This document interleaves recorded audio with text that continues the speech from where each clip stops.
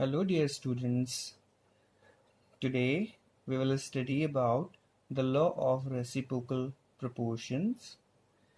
और ये लॉ जो है वो आपके एनसीईआरटी में तो नहीं है, लेकिन आपके कॉम्पिटिशन्स में इस लॉ के बारे में पूछते हैं, इससे रिलेटेड क्वेश्चंस आते हैं. वेल, फर्स्ट ऑफ ऑल ये जो लॉ है इसको पहले स्टडी कर लेते हैं, देख लेते हैं.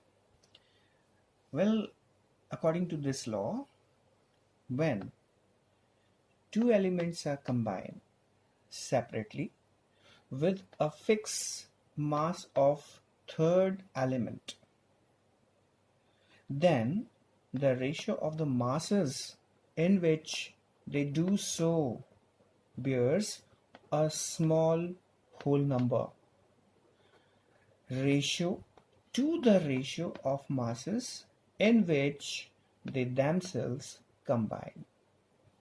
Well, it's a little complicated, but इसको हम एक एग्जाम्पल के थ्रू अगर समझते हैं तो आपको इजीली समझ में आ जाएगा. Let's see that what is the example. Well, you see that there are three elements basically.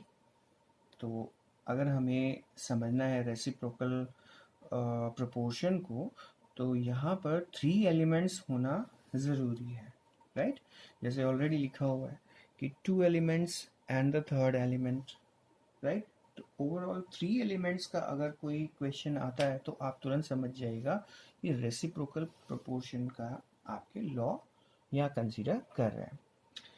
Well, इसको स्टार्ट करने से पहले हम लोग एक छोटी सी बात यहाँ देख लेते हैं. वो ये है, सपोज कीजिए यहाँ पर 2 एलिमेंट्स हैं, कार्बन, ऑक्सीजन, और ये दोनों एलिमेंट्स हैं, ये दोनों एलिमेंट जो है वो fix amount of mass hydrogen के मास से आपके रिएक्ट कर रहे हैं, और इससे कुछ डिफरेंट कंपाउंड्स जो है हमें फॉर्म हो रहे हैं.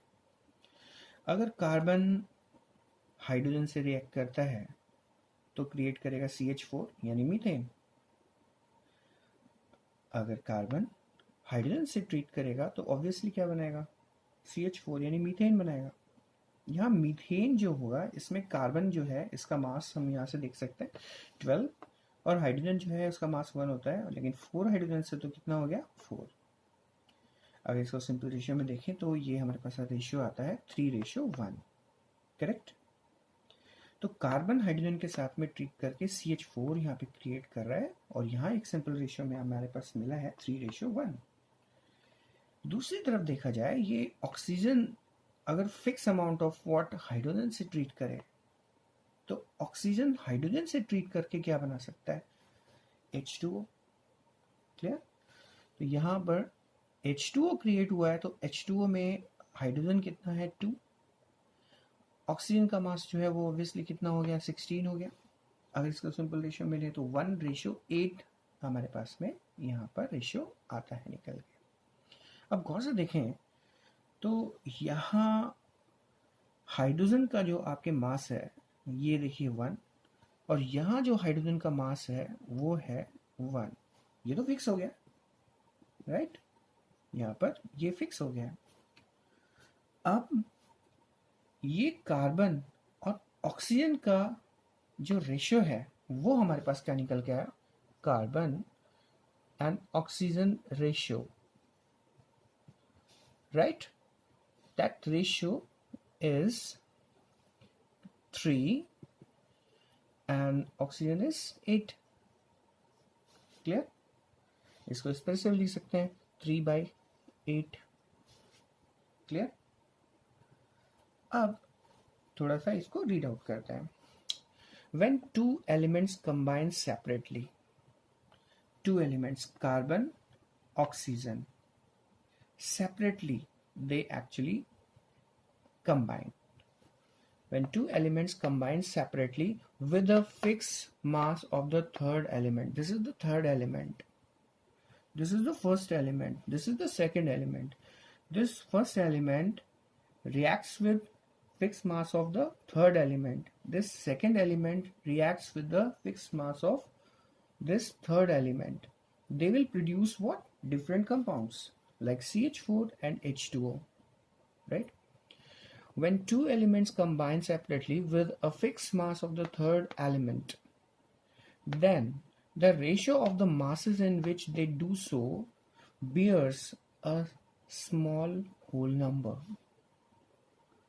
क्लियर है? तो यहाँ पर जो इनका रेशियो आएगा वो आपके सिंपल होल नंबर में आएगा. क्लियर है? अब एक चीज उसमें ऐड की हुई है, वो ऐड क्या की है हमने, देखो जरा. यहाँ पर फिक्स आपके मास हो गया हाइड्रोजन का. जो रेशियो रहा आपके कार्बन और ऑक्सीजन का, वो रेशियो रहा हमारे पास में 3:8, दैट इज 3/8, कुछ इस तरह से. आगे ये कहा जा रहा है the ratio of the masses in which they themselves combine. अब ये दोनों फर्स्ट और सेकंड जो आपके एलिमेंट्स हैं, ये दोनों एलिमेंट जब आपस में कंबाइन होंगे, definitely they will produce what? CO2. और CO2 जब प्रोड्यूस करें तो कार्बन का जो मास है वो 12, ऑक्सीजन का मास हुआ कितना? 32. अगर इसको सिंपल रेशियो में ले तो हमारे पास आता है 3:8. क्लियर है? तो जो इन एलिमेंट्स का रेशियो जो आया, कार्बन ऑक्सीजन का रेशियो जो आया, वो आया 3:8. और यहाँ इन दोनों के कॉम्बिनेशन से जो हमें रेशियो मिला 3:8. ठीक है? या तो वो सेम नंबर में मिलेगा, देखिए इसको हम लिख सकते हैं 3:8 लाइक दिस, 3:1 सॉरी, तो 3/8 लिख सकते हैं. तो ये 3/8 इस 3/8 के या तो इक्वल होगा, राइट? अगर इक्वल नहीं होगा तो स्मॉल होल नंबर रेशियो में हमें मिलेगा. क्लियर है? इस पर्टिकुलर केस के अंदर यहाँ पर CO का जो रेशियो है वो, और ये दोनों जब कंबाइन हो रहे हैं, इनके रेशियो का आपके दोनों का इक्विवेलेंट रेशियो मिल जाएगा. क्लियर? ओके, तो this is the law of reciprocal proportion. Well, I know that it's little typical, तो इसको एक दूसरे एग्जाम्पल से समझने की कोशिश करते हैं. हमारे पास में सपोज कीजिए एक एलिमेंट है, वो है हाइड्रोजन, राइट? और एक एलिमेंट जो है यहाँ हम ले रहे हैं वो है oxygen. Clear? When two elements, right, they are actually combined with third element. यहाँ मैं थर्ड एलिमेंट ले रहा हूँ, सपोज कीजिए वो है सल्फर. क्लियर? तो बेसिकली मैंने यहाँ पर मेंशन किया है सल्फर का जो मास है, एटॉमिक मास 32 हो गया, ऑक्सीजन का जो हो गया आपके 16 हुआ, हाइड्रोजन का कितना हुआ? 1 हुआ. क्लियर है? अब फर्स्ट ये सेकेंड एलिमेंट, ये दोनों एलिमेंट सेपरेटली अलग अलग, हाइड्रोजन इस सल्फर से रिएक्ट करे तो ऑब्वियसली क्या बनाएगा? H2S. क्लियर? अब H2S बना रहा है यहाँ पर, तो यहाँ पर हाइड्रोजन का मास कितना हुआ? 2 रेशियो. सल्फर का जो मास है यहाँ पर कितना है अपने पास? 32, दैट इज 32. क्लियर? अगर इसी तरह से ऑक्सीजन इस सल्फर के फिक्स मास से रिएक्ट कर रहा है तो कंबाइन करके क्या बनाएगा? Sulphur dioxide. Sulphur dioxide. तो यहाँ सल्फर का मास कितना हुआ? सल्फर का मास 32, राइट? और यहाँ ऑक्सीजन 2 टाइम्स है, 16 2 जा व्हाट? 32. क्लियर? तो यहाँ देखें गौर से, तो H2S और SO2 दोनों जो फॉर्म हुए हैं, क्लियर है? तो यहाँ पर जो मास है किसका? सल्फर का मास. इस सल्फर का मास देखिए दोनों क्या है? इक्वल है. क्लियर? तो यहाँ पर हाइड्रोजन का मास और ऑक्सीजन का मास अगर हम कंसीडर करें, ठीक है, तो इनका जो रेशियो है हाइड्रोजन एंड ऑक्सीजन, इनका रेशियो क्या होगा? Ratio it's 2:32. 2:32. क्लियर? इसको थोड़ा सिंप्लीफाई कर सकते हैं, 1 व्हाट, इट्स 16। क्लियर? अब ये रेशियो जो आया हमारे पास में, अभी हम नया रेशियो निकालना है। अब ये हाइड्रोजन और ऑक्सीजन दोनों आपस में कंबाइंड हो। अब दोनों कंबाइन करके क्या बनाएंगे? H2O फॉर्म करेंगे। H2O जब फॉर्म किया जाएगा तो इसमें अगर मास का रेशियो देखा जाए तो यहाँ आएगा 2, राइट, और ऑक्सीजन का मास 16 है, राइट, दैट इज 16। क्लियर? इसको सिंप्लीफाई करें तो आएगा 1:8। क्लियर है? अब देखिए गौर से, तो ये रेशियो और ये रेशियो, इस रेशियो को हम लिख सकते हैं या मेंशन कर सकते हैं 1/16 हाइड्रोजन ऑक्सीजन। यहाँ कंबाइन आपस में जब हो रहे हैं तो इनका रेशियो कितना आ रहा है आपके? 1/8। अगर मैं इसको इससे डिवाइड कर दूं, इस डिजिट को इस डिजिट से डिवाइड करूं, तो हमारे पास में जो रेशियो आएगा वो आपके क्या होगा? स्मॉल होल नंबर में आना चाहिए। ठीक है, देखते हैं कैसे। 1/16 upon its 1/8, that will count what? क्या आना चाहिए? यहां हुआ, hello, well you can see that here the 1/16, this ratio, hydrogen oxygen का रेशियो, राइट, मास वाइज, और इनके कंबाइन होने के बाद में जो रेशियो हमें मिला है दैट इज 1/8। इनका रेशियो जो है वो आपके स्मॉल होल नंबर्स रेशियो में आपके आना चाहिए। अब जरा देख लेते हैं कैसे आएगा। 1/16 बाई 1/8, तो ये आपके हो जाएगा 8/16। 8/16 हुआ तो आया हमारे पास में 1/2। क्लियर है? तो यहाँ पर इस तरह से हम इस क्वेश्चन को सॉल्व कर सकते हैं। That is the end of this particular law, which has been called the law of reciprocal proportion. Now we have the next law, which is also very important, that is the Gay-Lussac law of gaseous volume. Let's see that. Well, this is the Gay-Lussac law. Well इसको study कर लेते हैं सबसे पहले कि है क्या।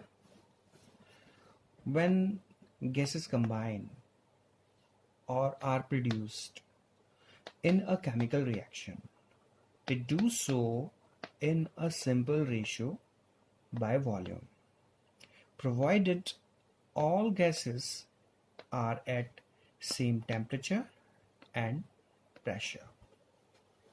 Clear? तो ये इसकी लैंग्वेज है। तो बहुत सिंपल सा आपके लॉ है कि इस लॉ में बेसिकली टेम्परेचर और प्रेशर अगर हम कांस्टेंट कर देते हैं, ठीक है, that has to be what? Same. Clear है? तो कोई भी जो गैस कंबाइन हो रही है, जिससे कोई अदर आपके कोई गैस बन रही है, क्लियर है, इन अ केमिकल रिएक्शन, कोई भी रिएक्शन के अंदर, तो उनका वॉल्यूम जो होगा वो फिक्स होगा। उनका वॉल्यूम का जो रेशियो होगा वो फिक्स होगा। इसको एक छोटे से एग्जांपल से समझ सकते हैं। वो एग्जांपल ये है, सपोज कीजिए हमारे पास में हाइड्रोजन गैस है और ये हाइड्रोजन गैस क्लोरीन गैस से रिएक्ट कर रहा है। तो what is this? It's a hydrogen gas, this is the chlorine gas. जब दोनों आपस में रिएक्ट कर रहे हैं तो हमें HCl गैस जो है यहां मिल रही है। क्लियर? तो यहां पर टेम्परेचर, प्रेशर, ये हमने क्या किया है? आपके कांस्टेंट कर दिया है, इसमें कोई वेरिएशन नहीं कर रहे हैं। क्लियर? या एक सेम टेम्परेचर प्रेशर पर। यहाँ वॉल्यूम अगर कंसीडर किया जाए इस हाइड्रोजन गैस का, तो यहाँ पर इसका कोफिशिएंट अगर देखें तो हमारे पास आता है 1, कुछ नहीं लिखा है, इसका मतलब 1। तो बेसिकली अगर वन वॉल्यूम अगर हम ले रहे हैं किसका, हाइड्रोजन का, तो बेसिकली हमें वन ही वॉल्यूम जो है लेना होगा किसका, यस, क्लोरीन का, जिससे हमें, देखिए इसको बैलेंस करें तो ट्वाइस ऑफ HCl हुआ, तो ये भी एक गैस है, तो यहाँ 2 यानी कि 2 वॉल्यूम क्या मिला हमको, HCl गैस। एक बहुत सिंपल सा लॉजिक यहाँ ये आया निकल के, if we have what, 1 volume of hydrogen and 1 volume of chlorine, then it will always give 2 volume of hydrochloric acid gas। Clear है? तो यहाँ रेशियो फिक्स हो गया है। क्या रेशियो फिक्स हुआ, 1 Cl के लिए 1, और प्रोड्यूस गैस कौन सी हुई आपके पास में, HCl, that is 2। So ratio will be what, 1:1:2। Clear? This is Gay Lussac law. आइए देखते हैं एक और क्वेश्चन किस तरह से सॉल्व किया जाएगा। सपोज कीजिए हमारे पास है नाइट्रोजन गैस और यहाँ हम ले रहे हैं हाइड्रोजन गैस, ये दोनों रिएक्ट करके एक गैस बना रहे हैं जिसको बोलते हैं अमोनिया, दैट इज NH3। इसको अगर बैलेंस किया जाए तो बैलेंस करें तो यहाँ 3 आ गया और ये आ गया हमारे पास 2, राइट। तो मैं यहाँ कह रहा हूँ ये गैस है, केवल गैसेस के लिए ये आप शो करेंगे, राइट, क्लियर। तो यहाँ 1 वॉल्यूम किसका आया, नाइट्रोजन के लिए, तो बेसिकली 3 वॉल्यूम हमें क्या लेना पड़ेगा, यस, हाइड्रोजन। इससे कितना वॉल्यूम हमें मिलेगा अमोनिया का, 2 वॉल्यूम अमोनिया। तो रेशियो क्या रहा, तो रेशियो हमेशा क्या होगा आपके, फिक्स होगा। ये रेशियो होगा 1:3:2, राइट। यही है गैल्यूसेक लॉ। आई होप सो समझ में आ गया होगा, right. Well, this is the last law, that is the Avogadro law. तो एवोगैड्रो लॉ जो है बेसिकली क्या कहता है, इसको समझ लेते हैं। पहले इसका स्टेटमेंट देख लेते हैं क्या चीज़ है। Equal volume of gases at the same temperature and pressure should contain equal number of molecules। एक बार दोबारा देखते हैं। Equal volume of the gases, अगर गैसेस का इक्वल वॉल्यूम है, क्लियर है, at same temperature and pressure, एक सर्टेन टेम्परेचर और प्रेशर पर, right, then these gases contains equal number of molecules। तो उनमें जो molecules के नंबर जो होंगे वो आपके इक्वल होंगे। मीन्स अगर हम देखें, मान लीजिए एक जार है, ठीक है, एक और जार है हमारे पास में, और ये जार का जो वॉल्यूम है वो आपके फिक्स है, सेम जार्स हैं। इसमें मैंने सपोज कीजिए हाइड्रोजन गैस लिया है, इसमें मैंने ऑक्सीजन गैस लिया है, राइट। इनका वॉल्यूम क्या है, यस, इक्वल, यह फिक्स है, राइट। और स्टैंडर्ड टेम्परेचर प्रेशर पर, STP पर, standard temperature pressure, standard temperature suppose कीजिए 273 केल्विन्स पर, और प्रेशर 1 ATM प्रेशर पर, राइट। अगर फिक्स वॉल्यूम है कोई भी गैसेस के लिए, हम कंसीडर कर सकते हैं एट स्टैंडर्ड टेम्परेचर प्रेशर पर, तो यहाँ हाइड्रोजन गैस के, क्लियर है, जो मॉलिक्यूल्स होंगे, हाइड्रोजन गैस के जो मॉलिक्यूल्स होंगे उनके नंबर्स, राइट, ऑक्सीजन गैस के मॉलिक्यूल्स के नंबर्स के इक्विवेलेंट होंगे, क्लियर है। अगर सपोज कीजिए यहाँ पर आपके 100 मॉलिक्यूल्स हाइड्रोजन के हैं, तो ऑक्सीजन के भी कितने मॉलिक्यूल्स होंगे, 100 होंगे, ठीक है। तो एक बहुत सिंपल से एग्जांपल से हम ये चीज़ें समझ सकते हैं। वैसे अगर देखा जाए तो यहाँ पर जब STP की बात की जाती है तो ये वॉल्यूम जो है वो वॉल्यूम होता है 22.7 लीटर, अगर ये वॉल्यूम 22.7 लीटर है, बहुत ध्यान से सुनिएगा, इसको थोड़ा सा रब करके फिर मैं थोड़ा सा एक्सप्लेन करता हूँ।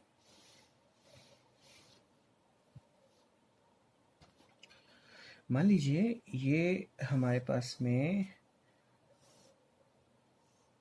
2 जार्स हो गए, क्लियर। और ये दोनों जार जो है इनका स्टैंडर्ड टेम्परेचर प्रेशर पर हमने कोई भी गैस ली है, सपोज कीजिए एक ए गैस ली है और एक बी गैस ली है, राइट। तो यहाँ ए और बी गैस जो हमने ली है और वॉल्यूम जो है फिक्स है, वो कितना है आपके 22.4 लीटर, ठीक है, दोनों का। तो ए और बी जो गैसेस हैं उनके मॉलिक्यूल्स के नंबर्स, ठीक है, सेम मॉलिक्यूल नंबर होंगे, सेम मॉलिक्यूल नंबर होंगे दोनों में। और वो कितने होंगे? वो होंगे एवोगैड्रो नंबर के इक्विवेलेंट, यानी कि 6.022 इंटू 10⁻23, राइट। तो ए गैस के मॉलिक्यूल्स कितने होंगे? 6.022 into 10⁻23, right.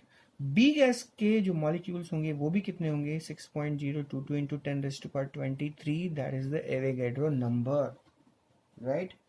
So volume is fixed, equal volume में स्टैंडर्ड कंडीशन पर किसी भी गैस के मॉलिक्यूल्स जो होंगे वो फिक्स नंबर्स में होंगे, right. This is Avogadro law. और जब भी ये नंबर के बारे में आती है बात, 6.022 इंटू 10⁻23 या एटम्स के लीजिए या मॉलिक्यूल्स के लीजिए, वो हमेशा इक्वल होगा आपके 1 मोल के।